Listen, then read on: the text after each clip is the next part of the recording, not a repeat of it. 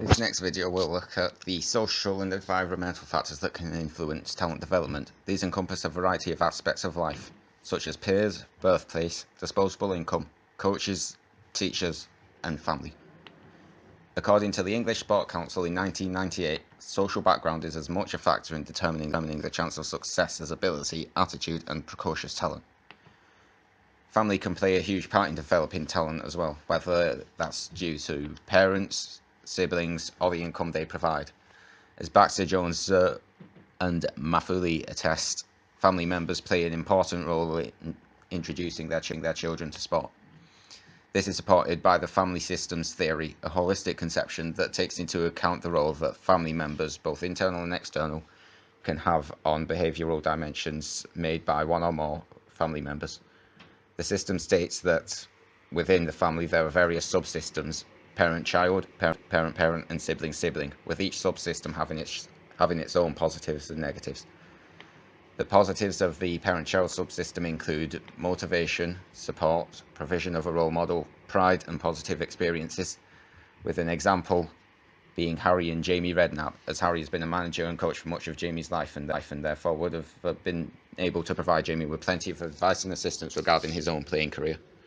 However, there can be various negatives of this approach, such as expectation, control, pushiness, and disapproval, with the parent not necessarily having to have been involved in sport themselves.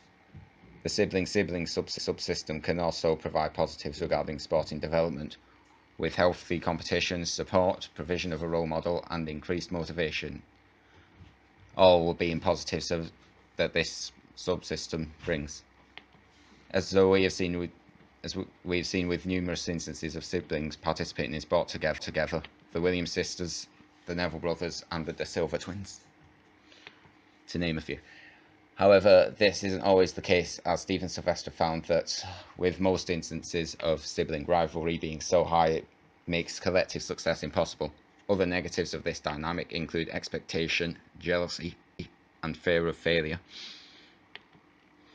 Regarding parents, it can be difficult for them to not be over-involved or under-involved without feeling like they're doing something wrong. As a result, Brackenridge in 2006 created the Parents' Optimum Zone of involvement within elite youth sport, stating that it's perfect for a parent to offer encouragement to their child, so long as they don't push them too much.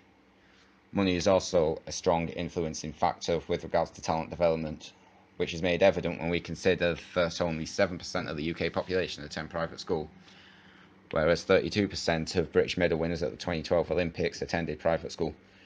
NGBs have tried to bridge this gap by offering grants to those who are perceived as being at a disadvantage. However, in most cases, the athlete is already has to be showing signs of elite potential, which, as mentioned in a previous video, can be next to impossible. This was highlighted in 2012 when Huntley found that it would cost over $11,000 a year to become an elite mid-distance track athlete. Another factor regarding athlete success is place of birth, as Cote in 2006 found the optimal city population for an athlete to be born in is between 50,000 and 100,000 people, as children from urbanised areas are far more likely to have access to specialised coaches and venues than those born in more rural areas, as those from places where populations are less than 2,500 are significantly disadvantaged. However, there is a cut-off point regarding population, as those born into cities with over 100,000 people aren't likely to be able to benefit from the type of intimate environment that is more likely to be productive for an athlete's development. Hope for a better future is another environmental factor influencing athlete development, with a prime example being the island of Samoa, who, despite having a population of just 55,000, over 30 compete in the NFL, while over 200 play in the top tier of college American football. Job opportunities in Samoa are limited and unemployment is between 10 and 20%, so their athletes hope to gain an NFL scholarship in order to forge a better future for themselves, which drives their development as athletes. It is evident that talent alone is not enough for an athlete to succeed, as there are a variety of underlying factors which could hinder their chances of making it at an elite level.